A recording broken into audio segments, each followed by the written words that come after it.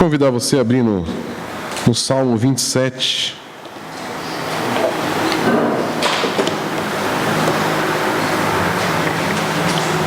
Um salmo bem conhecido nosso.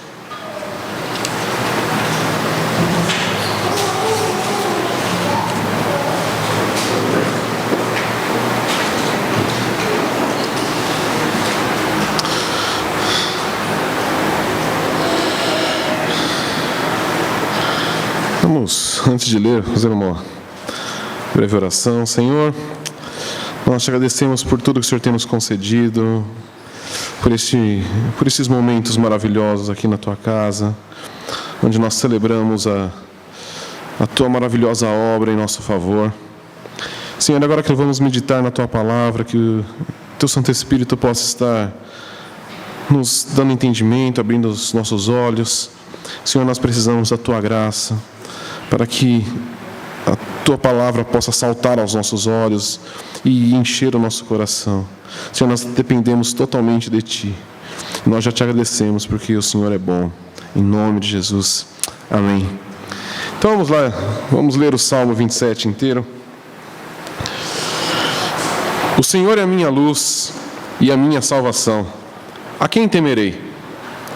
O Senhor é a força da minha vida. De quem terei medo? Quando os malfeitores me atacaram para me destruir, eles, meus adversários e meus inimigos, tropeçaram e caíram. Ainda que um exército se acampe contra mim, meu coração não temerá. Ainda que a guerra se levante contra mim, ficarei confiante. Pedi uma coisa ao Senhor e a buscarei, que eu possa morar na casa do Senhor todos os dias da minha vida, para contemplar o esplendor do Senhor e meditar no seu templo. Pois no dia da adversidade, Ele me esconderá na sua habitação. No interior do seu tabernáculo me esconderá. Sobre uma rocha me elevará. Agora triunfarei sobre os inimigos que me cercam. Oferecerei sacrifícios de júbilo no seu tabernáculo. Cantarei louvores ao Senhor. Ó Senhor, ouve a minha voz quando clamo. Compadece-te de mim e responde-me. Quando meu coração me diz, buscai a minha presença, buscarei, Senhor, a tua presença. Não escondas de mim o rosto, não rejeites com ira o teu servo, tu que tens sido a minha ajuda. Não me rejeites, nem me desampares, ó Deus da minha salvação. Se meu pai e minha mãe me abandonarem, o Senhor me acolherá.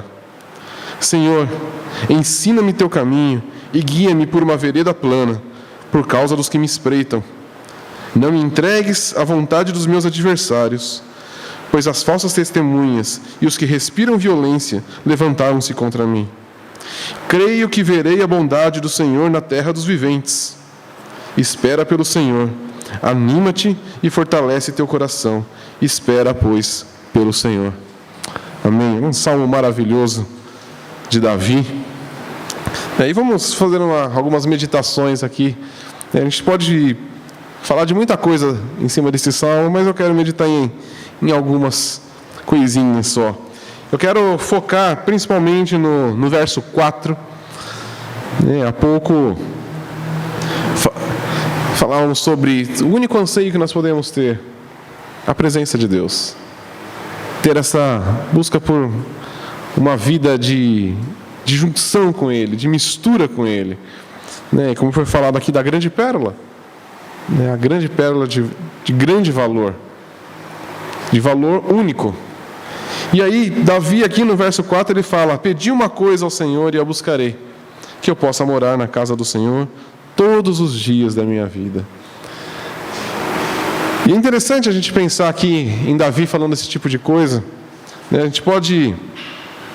Vamos situar um pouquinho mais ou menos onde está a história de Davi aqui, quando ele escreveu esse salmo. Esse período aqui, quando ele estava distante de Jerusalém, ele estava fugindo do rei Saul. Eu não sei exatamente se ele estava lá naquela caverna de Adulão, junto com aquele monte de gente esquisita. Como a gente sabe que ele ficou um período ali. Mas ele cita aqui no verso 2, no verso 3, sobre os inimigos que estão perseguindo ele. E a gente sabe que era o exército do rei Saul.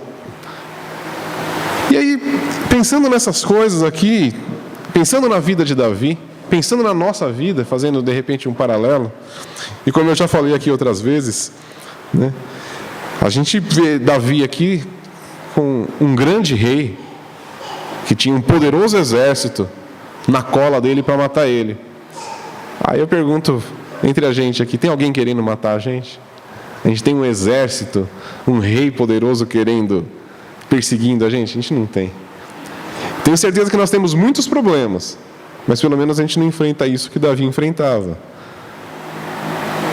E se nas nossas dificuldades, que talvez não se comparem ao problema aqui de Davi, qual é o grande anseio do nosso coração? Se a gente pudesse pensar na lenda aí do gênio da lâmpada, a gente achasse a lampadinha, esfregasse lá, saía o gênio e falasse para a gente, você tem um pedido, o que a gente pediria? O que será? Eu queria os 200 milhões que saiu na Mega Sena. Eu queria me livrar das minhas doenças, enfermidades, queria saúde completa. Eu queria uma família perfeita. O que será que a gente queria? E se eu não sei quem já divagou nesse tipo de pensamento. Porque se... Eu confesso que eu já. Às vezes deitar na cama e fica lá pensando, se aparecesse um gênio, se existisse esse negócio, o que eu pediria? Aí você fica fazendo, eu pediria isso, não, eu poderia pedir isso aqui também. Então, e a gente olha para Davi, e Davi numa situação dessa, se aparecesse o gênio da lâmpada, o que você imaginaria que ele pediria? Mata Saul, acabou meu problema. Ele já tinha sido ungido rei por Samuel, então mata Saul, me põe lá de rei e fechou.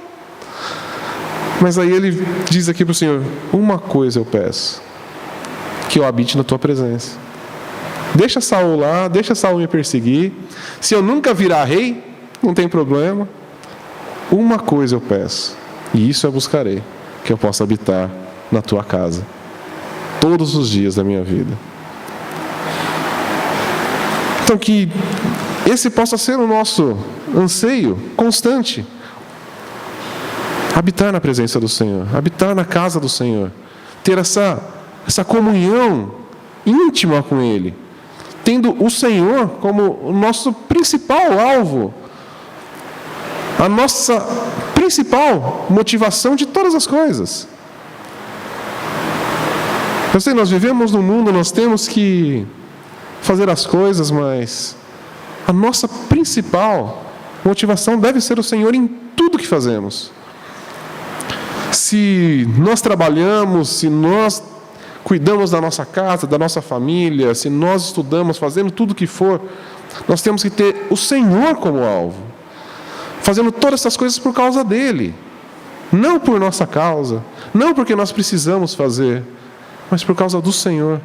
Davi tinha entendido isso aqui muito bem, e por isso que ele foi chamado o homem segundo o coração de Deus, porque ele rejeitou todas as coisas porque ele queria o Senhor.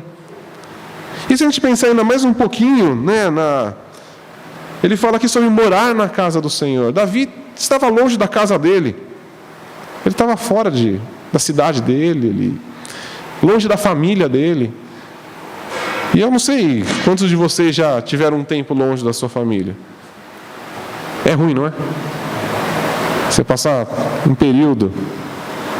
E às vezes eu faço uma viagem de um fim de semana longe da Lu e das crianças e já fica muito ruim. E eu passo um fim de semana. Eu sempre lembro no período que a gente morou em Belo Horizonte. Estávamos lá, eu e a Lu, ainda não tínhamos as crianças, mas era muito ruim estar longe dos meus pais, dos meus irmãos, porque eu estava longe da minha família. E eu fico pensando em Davi. Ele não tinha nem a esposa dele aqui. Ele estava sozinho, junto com um monte de gente estranha, que decidiu se unir a ele lá. Era bandido, era, sei lá, se a gente vê a história lá, eram uns caras muito estranhos. Então eu fico imaginando que, na verdade, Davi estava rodeado de umas pessoas lá, mas ele se sentia muito sozinho. E aí talvez o anseio normal de um coração humano seria: puxa, eu queria estar com a minha família.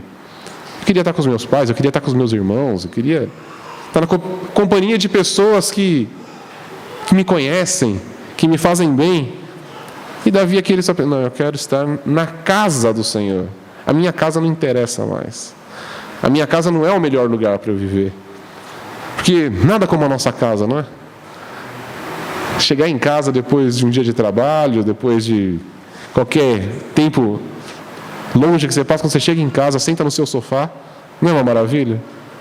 E Davi fala: não, mas a única coisa que eu quero é habitar na casa do Senhor. É muito melhor que a minha casa. É muito melhor que a minha família. É muito melhor que os meus amigos. É muito melhor do que tudo. A presença do Senhor é o que eu tenho de mais importante. E para a gente chegar nesse ponto que Davi chegou aqui, não basta simplesmente eu chegar para vocês aqui e falar: então, gente, vamos buscar a presença do Senhor. Coloque a presença do Senhor como seu objetivo mais importante. Eu não tenho como falar para você fazer isso, porque eu não posso definir as suas prioridades. Não posso eu falar para você o que é importante para você. Davi, a gente vê na história dele que ninguém chegou para ele e falou: Davi, acho melhor você está nessa situação difícil aí, então busque a presença do Senhor, que é a melhor coisa para você. A gente não vê ninguém dando essa admoestação para ele. Ninguém chega para ele e fala isso. Mas lá no verso 8, olha o que ele fala: quando meu coração me diz: buscai a minha presença, buscarei, Senhor, a tua presença. Então é interessante que ele fala: quando o meu coração me diz: buscai a minha presença. Então, é o coração que estava dizendo para ele?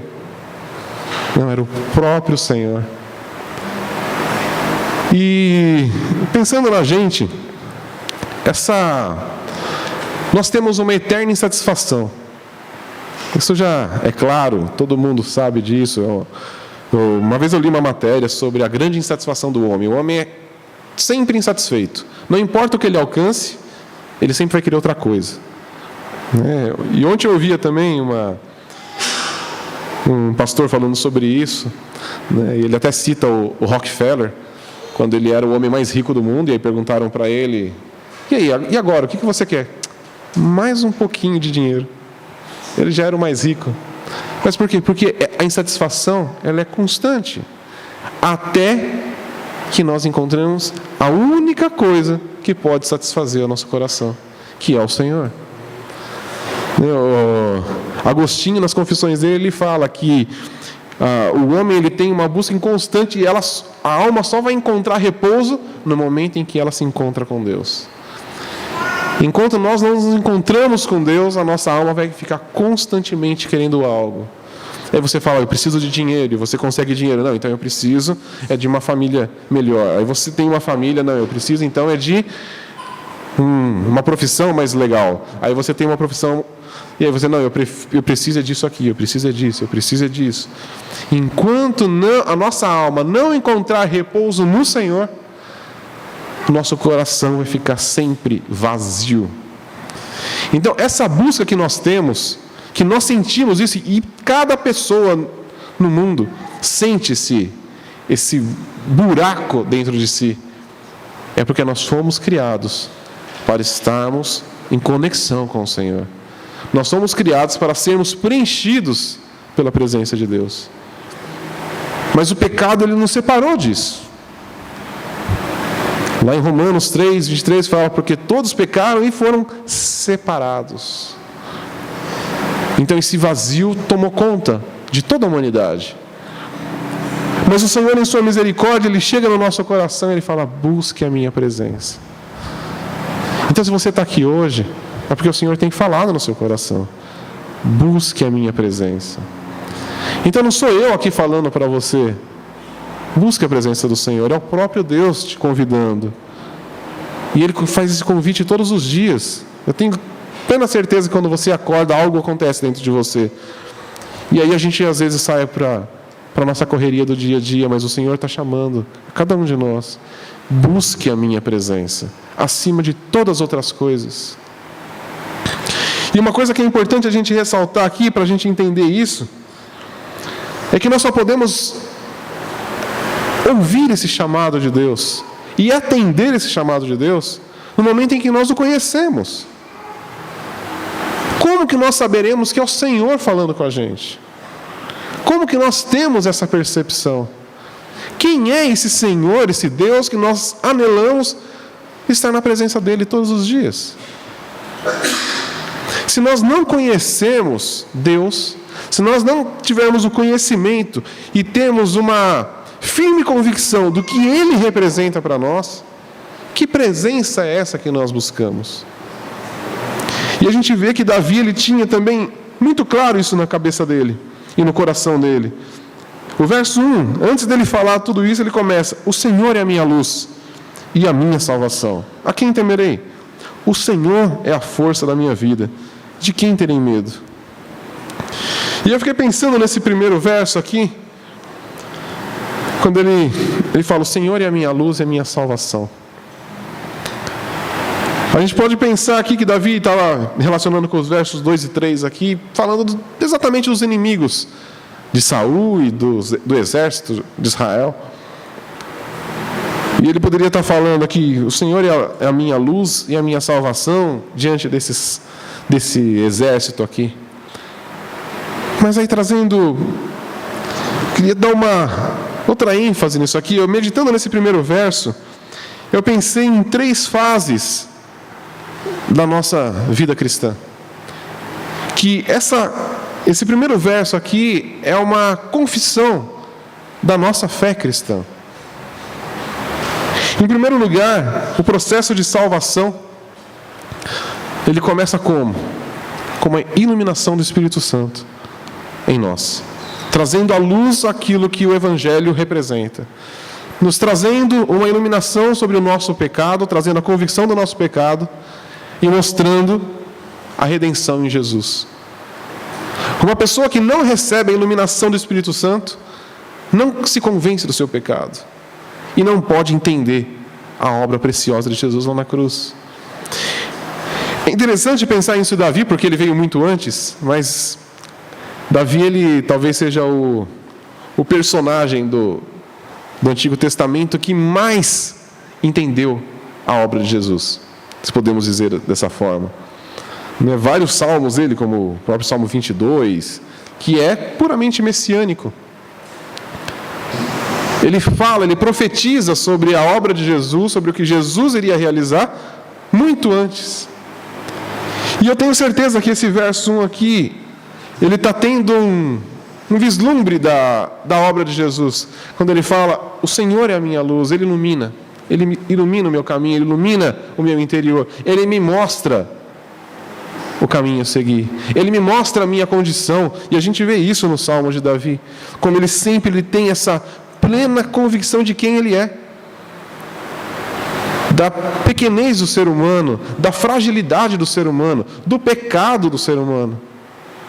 A gente vê isso no decorrer de todos os salmos que Davi escreveu. Ele sempre retoma essa temática de quem é o homem, como o nosso coração é enganoso, como nós precisamos ser iluminados pelo Senhor. E ele declara: o Senhor é minha luz. Então, o primeiro passo para que nós possamos desejar e ter esse anseio pela presença de Deus é ter essa convicção de que nós fomos iluminados por Ele. E ter essa plena convicção de que, se não fosse a misericórdia dEle nos iluminando, nós ainda estaríamos mortos em nossas transgressões. Mas Ele nos iluminou. Ele trouxe luz sobre a nossa vida. E aí ele continua: o Senhor é a minha luz e a minha salvação. Porque o Senhor não simplesmente chega para a gente e fala: você é um pecador. Ele fala: você é um pecador, mas Jesus já pagou o preço. Jesus já levou lá naquela cruz, como nós celebramos a ceia agora há pouco, todos os nossos pecados, os passados, presentes e futuros. Ele é a nossa salvação. Ele é a nossa salvação. Nós orou, ainda citando algum salmo também, a salvação pertence ao Senhor. Ele é o único que pode nos salvar. Ele é o único que muda a nossa história. E Davi entendia isso muito bem. Então, quando ele faz essa declaração no verso 4, pedir uma coisa ao Senhor, que eu possa habitar na sua casa, é porque Ele é a minha luz e Ele é a minha salvação. Ele muda a minha história. Ele mudou a minha história, Ele vai continuar mudando até o último dia, até eu estar com Ele na glória. E ainda tenho essa esperança da glória com Ele. E aí depois ele continua: e o Senhor é a força da minha vida, de quem terei medo? E aqui eu fiz uma analogia aqui, uma interpretação, uma conexão com a questão da nossa perseverança. O Senhor nos iluminou, o Senhor nos salvou, nos redimiu, nos tirou do nosso pecado, nos resgatou, e agora nós trilhamos uma nova caminhada. Ele nos colocou num novo e vivo caminho. E Ele é que nos mantém firmes nessa caminhada. Ele continua nos mantendo. É muito interessante, né? E eu tenho certeza que cada um de nós aqui já passou por essa experiência.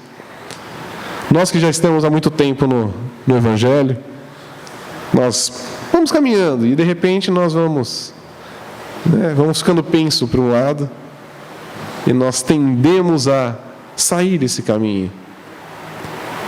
E às vezes a gente esbarra em certas coisas, a gente vacila, a gente tropeça, mas nós podemos declarar, eu tenho certeza que cada um de nós aqui pode declarar isso: o Senhor vem e nos, de uma forma ou de outra, Ele nos traz de volta.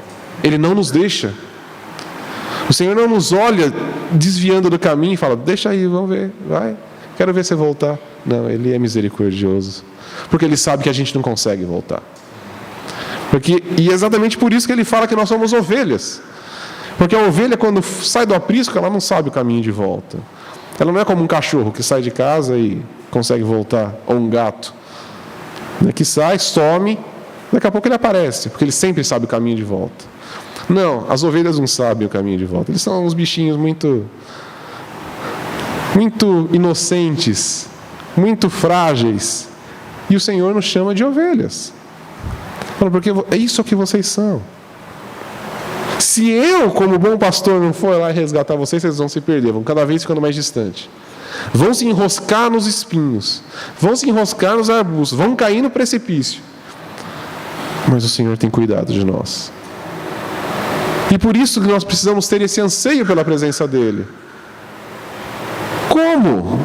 Aí a grande questão é essa: como não querer o Senhor diante de tanta bondade, diante de tanta misericórdia, diante de tanta graça a nós demonstrada? Como que eu que fui iluminado pelo Espírito Santo, como que eu que fui resgatado do meu pecado, como que eu que tenho sido constantemente levado de volta aos caminhos do Senhor, que Ele tem endireitado os meus caminhos, como eu posso querer qualquer outra coisa a não ser a presença dEle?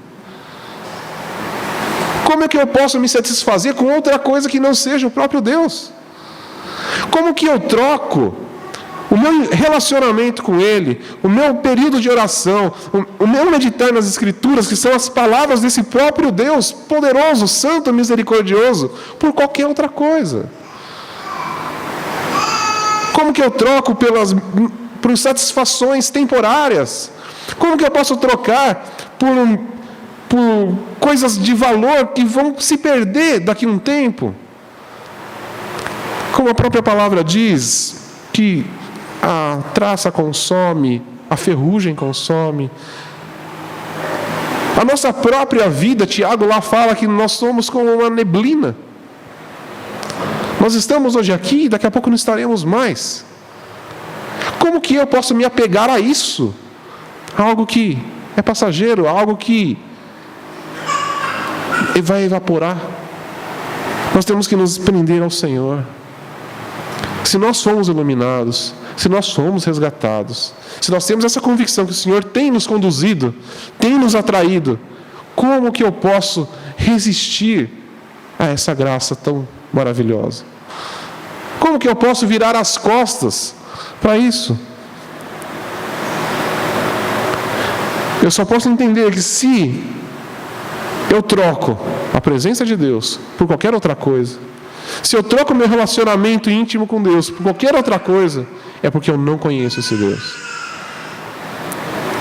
Eu não conheço. E aí nós precisamos de misericórdia. Porque se eu não conheço esse Deus, é porque eu ainda estou envolvido com as coisas deste mundo. É porque ainda o pecado está tendo domínio sobre mim. É porque eu ainda não fui resgatado. E aí nós precisamos clamar por misericórdia. Então, meus irmãos, se você tem essa convicção de que você foi resgatado pelo Senhor, e você tem ouvido esse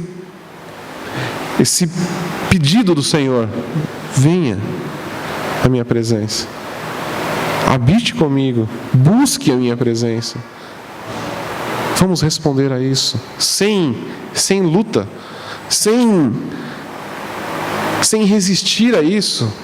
Não vamos nos deixar se envolver com as coisas desse mundo, com uma sociedade que quer nos dizer que isso aí não é legal. Onde nós temos uma própria igreja hoje que fala que isso não precisa ser assim. A coisa pode ser mais light, porque o Senhor entende. Não, o Senhor é santo. O Senhor é único. E Ele fala que Ele não divide a glória dEle com ninguém. Ele nos criou para o louvor da glória dEle. Ele nos criou para Ele.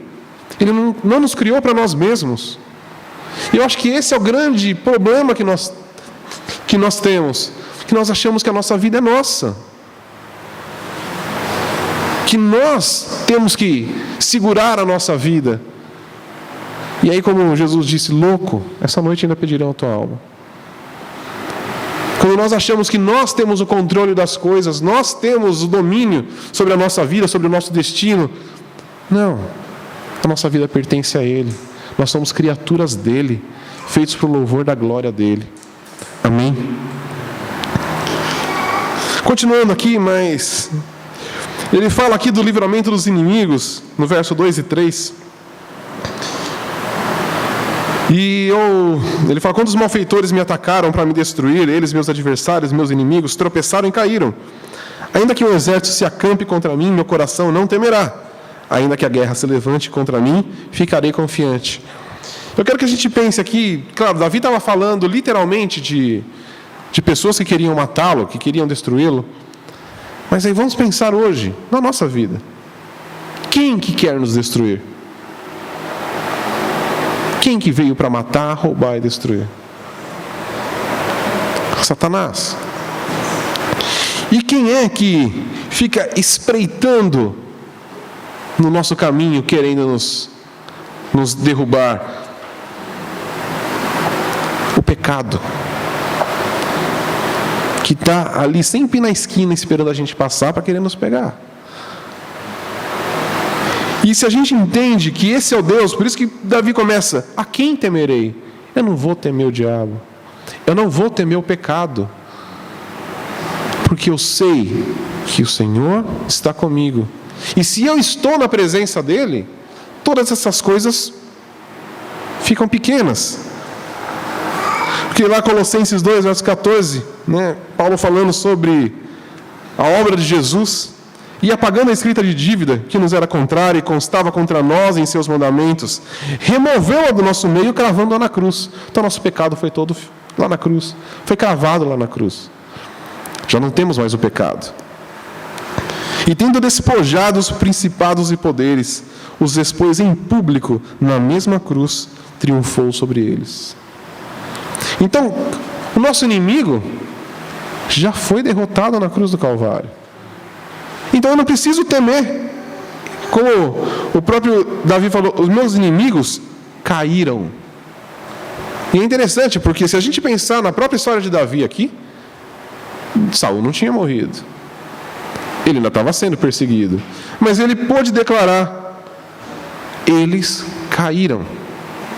A confiança que Davi tinha no Senhor era tanta que ele não pensava mais na possibilidade do Senhor não salvar. Ele tinha plena convicção de quem era Deus. Ele sabia quem era Deus. Porque ele habitava na presença de Deus, ele sabia que o Senhor é fiel e o Senhor o protegeria.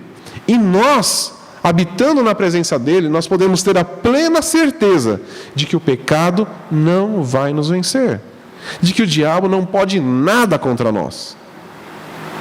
Isso é uma certeza que nós temos que ter. Se nós conhecemos esse Deus e se nós habitamos com ele, nós vivemos tranquilamente. E quando eu digo tranquilamente, não é sem problemas.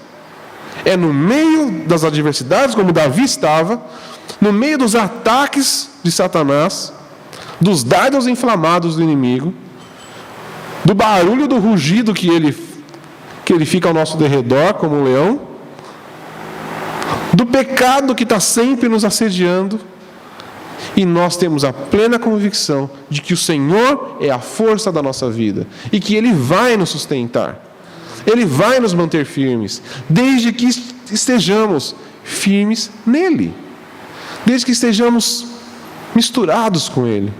Amém?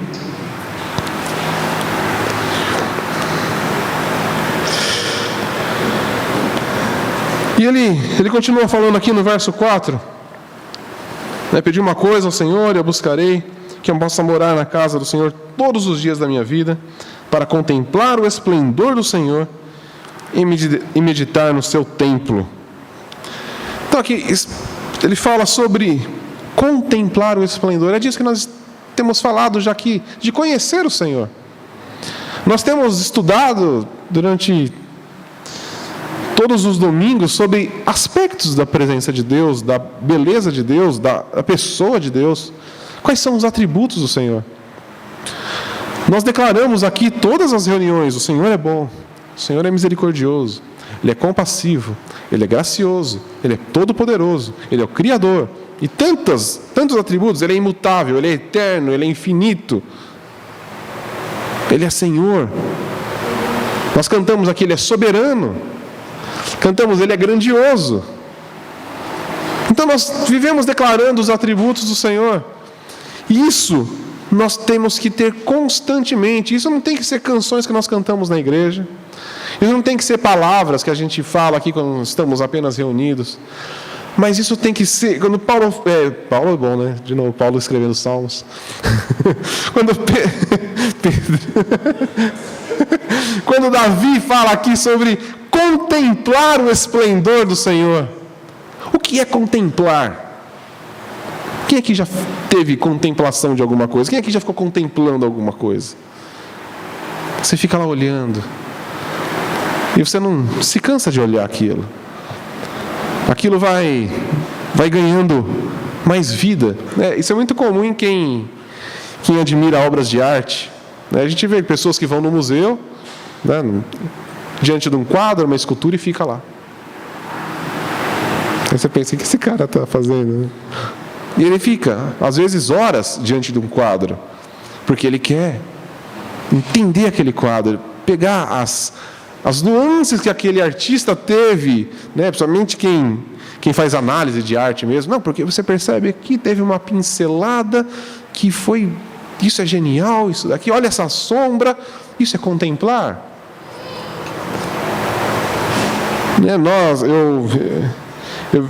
Eu entendo muito isso com os meus filhos. E acho que todos que têm filhos talvez já passaram por isso. Você olha a criança e fica lá olhando. Por que você fica olhando tanto a criança brincando? Uma criança brincando não tem graça nenhuma. Toda criança faz isso? Não, mas olha que bonitinho. Aí ele faz um negócio: ai, que coisa mais incrível. Nós contemplamos. E quando Davi está falando contemplar o esplendor do Senhor, nós contemplamos tantas coisas que são passageiras, e o Senhor nos convida a contemplarmos a beleza dele, o esplendor dele. Então isso é dia após dia, não é na hora que nós estamos aqui cantando. Então nós cantamos aqui: grandioso és tu, bonito, que legal. Cantamos: tu és soberano. mas a cada momento da nossa vida, porque Davi aqui ele falava de habitar constantemente na presença do Senhor. Não era de ir na igreja. Ele não estava falando disso, ele estava falando de habitar constantemente na presença de Deus, todos os momentos. Então nós precisamos admirar o Senhor e ter essa percepção dos seus atributos em cada detalhe da nossa vida. Às vezes a gente acha que a nossa vida é tão normal. Não, o Senhor está direcionando cada coisa, Ele está atuando na nossa vida. Cada detalhe. Se a gente se deixar perceber o Senhor agindo, nós vamos cada dia nos maravilhar mais. Às vezes coisas tão corriqueiras, eu preciso fazer isso aqui. Quem aqui já passou por isso? Você tem um copo, você olha aquele copo e eu preciso tirar esse copo daqui. E você mexe no copo e alguém esbarra na mesa. Aí você fala, eu tive uma grande intuição. Não, é o Senhor, tudo é o Senhor. É o Senhor cuidando de cada detalhe da nossa vida. Sexta-feira, eu estava indo pregar numa igreja, e eu já estava meio atrasado, e aí eu estou lá, pus no GPS lá, eu ia chegar com 10 minutos de antecedência. Eu falei, ufa, pelo menos vou chegar antes de começar o culto, E aí estou indo, quase no meio do caminho, eu olho em volta, cadê minha carteira? Eu pude esquecer a carteira. Aí eu pensei, eu estou atrasado, eu vou sem carteira. Tantas vezes eu já esqueci a carteira, às vezes eu só percebo que eu esqueci a carteira quando eu chego em casa de novo, que eu vejo a carteira ali. Mas ali não, eu lembrei, no meio do caminho. E aí eu pensei, volto para casa, não volto para casa? Vou. Aí eu já entrei na rua, vou voltar para casa e vou pegar minha carteira. Já liguei para a Lu, falei, desce com a minha carteira, porque eu estou atrasado. Peguei a minha carteira, fui. Aí o GPS já pôs lá que eu ia chegar 1 minuto atrasado. Tudo bem, Aí eu estou chegando lá, o comando me para. E dá documento do carro. E aí, naquele momento exato, era o Senhor cuidando. Por que de repente, por que me fez lembrar que eu tinha esquecido a carteira? Perceber que eu tinha esquecido a carteira? O Senhor. E quem que me fez voltar e buscar a carteira? O Senhor. São detalhes que a gente pensa, ainda bem que eu lembrei. Não, é o Senhor. Nós temos que sempre trazer isso à memória, cada detalhe da nossa vida, cada acontecimento, entender que o Senhor está presente e Ele está atuando, cuidando de nós. Porque Ele é um Deus amoroso. Isso é estar na presença dEle e contemplar os atributos dEle constantes e declarar isso. O Senhor não quer que a gente fique simplesmente falando palavras, cantando. Ele quer que a gente tenha uma vida que declare as obras dEle. O próprio salmista fala, a gente canta uma canção assim, grandes são as tuas obras. E a gente pode ver as obras do Senhor o tempo todo. Nós podemos olhar as obras do Senhor na natureza, nós podemos olhar as obras do Senhor na nossa vida, no nosso corpo e em cada detalhezinho. Nós temos que ter esse anseio por Ele. Amém? E aí é interessante porque Davi continua aqui, para contemplar o esplendor do Senhor e meditar no seu templo. É interessante Davi usar a palavra templo aqui. Porque na época de Davi, o templo não existia ainda, existia o tabernáculo. E aí quando ele fala meditar no seu templo, a gente podia pensar, poxa, então Davi ele está realmente sentindo falta de estar lá em Jerusalém. Ele está sentindo falta de lá, de repente participar dos rituais, dos sacrifícios. E eu tenho certeza que realmente isso também faz parte, porque Davi, a gente percebe que ele se preocupava muito com essa questão do culto ao Senhor. A gente percebe que a primeira coisa, quando Davi assume o trono de Israel, o que ele faz? Vamos organizar o culto. Vamos trazer a Arca da Aliança para Jerusalém. Vamos colocar novamente os cantores. Vamos arrumar as coisas todas. Cadê os levitas? Vamos botar essa galera para trabalhar. Então, Davi, ele tinha essa preocupação com o culto público. Mas aqui, além dele falar disso, meditar no seu templo. Davi estava querendo dizer aqui com meditar no seu templo? Que ele queria ir lá no templo do Senhor e ficar meditando? Né? Ficar meio zen? Não, porque não era isso que se fazia lá no templo. Lá no templo, quando ia para se oferecer sacrifícios, né? O incenso, não para ficar meditando. E aí, pensando um pouquinho nessa questão do templo, ou do próprio tabernáculo, quando Davi pensa no tabernáculo, ou então, até mais para frente, eu falo que Davi ele sempre era meio profético nisso. Quem que estabeleceu como devia ser tanto o tabernáculo como o templo? O próprio Deus. E se a gente vê lá em Êxodo, quando Deus mostra para Moisés como deve ser o tabernáculo, ele dá cada detalhezinho de como deve ser o tabernáculo. Cada medida, cada cor, cada enfeite, cada coisinha. Não tinha nada que era... Então, Moisés, aí você decide aí, põe a cor que você quiser. Né? Tem que ter uma cortina aqui. Usa seu gosto aí, Moisés. Não, em nenhum momento Deus deu aí para Moisés decidir alguma coisa. E Moisés tinha que seguir à risca cada diretriz que o Senhor deu a ele. Então, quando aqui Davi está falando sobre meditar no seu templo, e talvez ele estivesse pensando na construção do tabernáculo, ele não estava pensando numa construção apenas. Ele não queria meditar e olhar e admirar uma construção projetada por um ser humano, mas ele estava pensando no tabernáculo projetado pelo próprio Deus. Davi tinha essa consciência de que ao olhar o tabernáculo, cada detalhe aqui foi planejado por Deus, cada detalhe aqui foi porque Deus estabeleceu.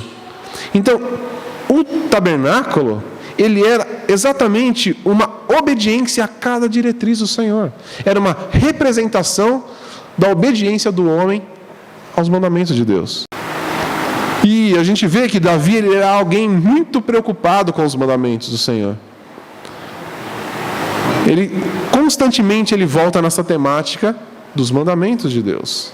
Seguir os caminhos do Senhor, os juízos do Senhor, a lei do Senhor. Ele falou, a lei do Senhor é importante demais. Então, habitar na presença de Deus não é um estado de êxtase, um negócio gostosinho.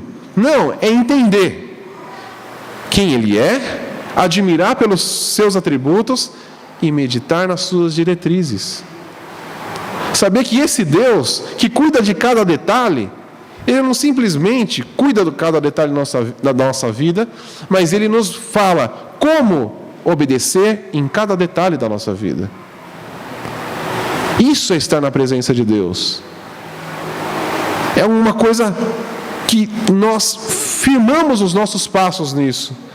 É amar as diretrizes do Senhor, meditar nelas e amar essas diretrizes, sabendo que são as melhores possíveis, porque a vontade do Senhor é boa, agradável e perfeita. Então nós temos que ter esse desejo de estar na presença de Deus, de meditar, de contemplar o seu esplendor e de meditar nos seus mandamentos e de querer obedecer, porque Ele é um Deus santo e puro e justo. E é isso que o Senhor tem nos convidado.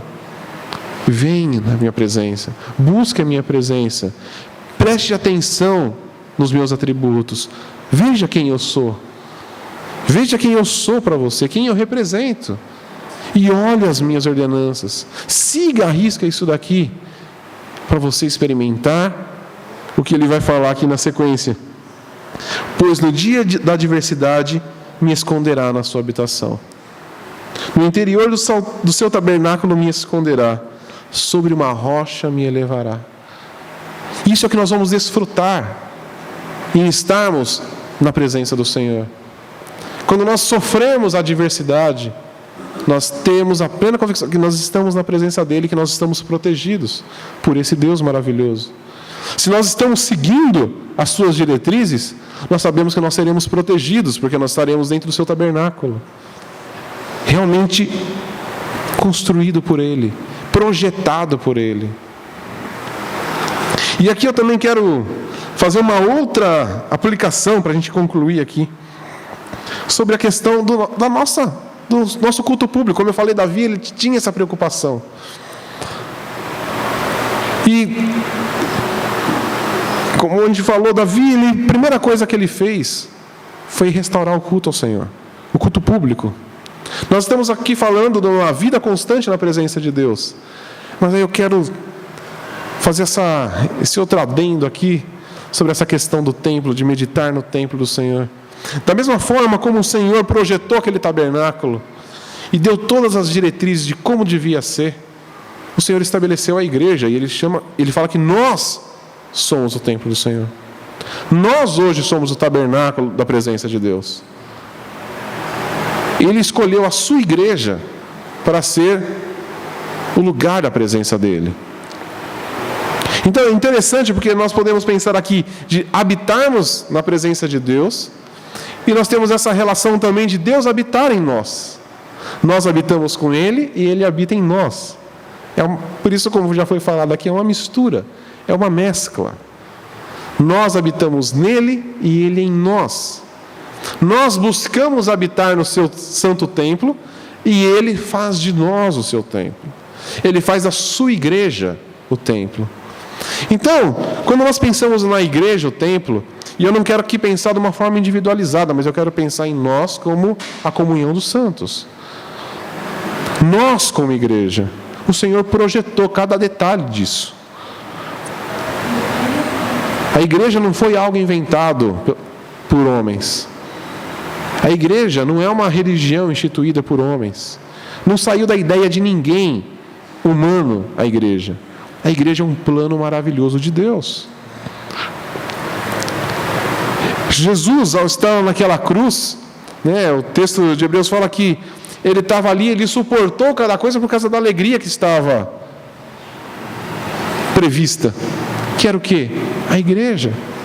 Jesus ali naquela cruz, com o seu corpo sendo dilacerado, o seu sangue sendo vertido, ele estava contemplando o templo construído naquele lugar, através daquele sacrifício. Ele estava contemplando a gente, o novo templo de Deus, a habitação do Senhor aqui na terra, o corpo de Cristo. Então, isso tem que trazer para a gente um peso muito grande sobre o que é o valor da igreja. Nós não somos pessoas individualizadas mais, nós fazemos parte de um corpo, e nós temos que dar valor a isso. A nossa união, a nossa unidade no Espírito Santo, ela é importantíssima, porque isso que é o plano de Deus, isso são as diretrizes do Senhor. Então, se aquele tabernáculo no Velho Testamento teve que ser feito exatamente de acordo com a diretriz do Senhor, a nossa igreja ela precisa ser edificada nas diretrizes do Senhor. E Deus nos deu várias diretrizes sobre isso. Eu não vou falar disso aqui, como eu falei, é só um adendo. Mas o valor que nós precisamos dar à igreja do Senhor. E o valor que nós precisamos dar não é a um lugar físico, mas é a nossa reunião. É tanto as pessoas e o nosso relacionamento entre irmãos, como o nosso próprio culto público. Como eu falei aqui, Davi ele teve essa preocupação e nós precisamos ter. Quando nós negligenciamos a pregação da palavra, as orações em comunidade, as ordenanças, os sacramentos como a Santa Ceia, o batismo, Hoje pela manhã mesmo nós conversávamos um pouco sobre isso, sobre como as igrejas estão tirando o valor das ordenanças de Jesus. O batismo é legal, mas você não precisa batizar também, não tem problema. Como não? Isso é uma ordenança de Jesus. Tem igrejas que não celebram mais a ceia do Senhor. E Jesus foi tão claro: fazei isso em memória de mim. E isso é uma coisa que a gente via lá em Atos 2,42, e perseveravam na doutrina dos apóstolos, nas orações, na comunhão e no partir do pão. Então isso é importantíssimo. Se nós abrirmos mão disso, que são as diretrizes do Senhor, significa o quê? Que nós estamos desprezando a presença de Deus. Então não adianta nada eu querer habitar na presença de Deus, se eu não me preocupo com as diretrizes para a igreja que Ele deu. Eu não tenho como eu querer habitar na presença de Deus e não querer estar junto com os meus irmãos. Isso não faz o mínimo sentido. Porque o Senhor disse que quando 2 ou 3 se reunirem, ali eu estarei. Então, quer dizer que quando eu estou sozinho, Jesus não está? Lógico que Ele está. Ele está em todos os lugares, Ele é onipresente. Mas existe algo, quando nós estamos reunidos, que o Senhor só faz quando estamos reunidos, porque foi assim que Ele planejou. E foi assim que Ele direcionou. Eu posso orar, eu posso ler a Bíblia, e nós devemos fazer isso. Isso é diretrizes que o Senhor nos dá. Nós temos que ter uma vida constante de meditação nas Escrituras, de estudo das Escrituras, de oração.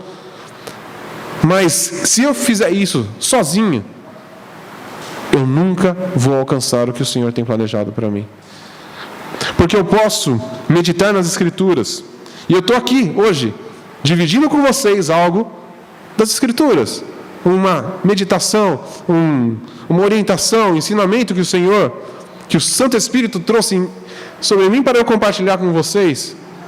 Mas da mesma forma que eu estou hoje aqui, domingo que vem eu estarei aí, junto com vocês ouvindo. Por quê? Porque isso é a maravilha do corpo. E eu tenho que entender que por mais que eu estude as Escrituras, e eu tenho uma vontade de estudar, se eu ficar sozinho no meu quarto estudando isso daqui, e me esquecer de que eu preciso de vocês, de que o Senhor concedeu dons a vocês para me abençoar, para me edificar, eu vou estar deixando de contemplar, de meditar no templo do Senhor, nas diretrizes do Senhor.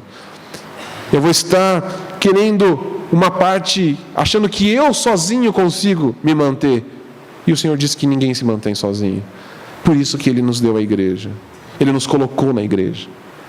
Então nós precisamos dar valor a isso. Valor às nossas orações particulares, mas valor às nossas orações como igreja. Valor à nossa meditação nas Escrituras sozinho, mas valor na exposição das Escrituras aqui, domingo após domingo. Porque quando estamos reunidos, o Espírito Santo atua de forma diferente. Que eu posso lembrar e meditar no sacrifício de Jesus todos os dias, e devemos fazer isso, mas que participar da ceia do Senhor tem um valor inestimável para nós. Quando nós juntos pegamos cada um pedaço de pão, representando o corpo de Cristo partido naquela cruz, e nós entendemos que cada um de nós estávamos sendo representados ali no corpo partido do Senhor Jesus, e que o Senhor nos faz um, que aquele corpo partido fez de nós um único povo. Como Paulo cita lá em Colossenses, já não há mais judeu, não há mais grego, não há cita, não há bárbaro, não há da circuncisão, não há da não circuncisão. Todos somos feitos um no Senhor Jesus. Amém? Espero que você tenha sido realmente abençoado, que o Senhor tenha falado no seu coração, e que isso possa arder todos os dias, que a gente não troque a presença dEle por nada, que a gente não troque o meditar nas Escrituras, a nossa comunhão com o Senhor por nada, que a gente não troque o nosso culto público, a nossa reunião com a igreja do Senhor, a nossa edificação mútua por nada. Amém? Convido você a se colocar em pé.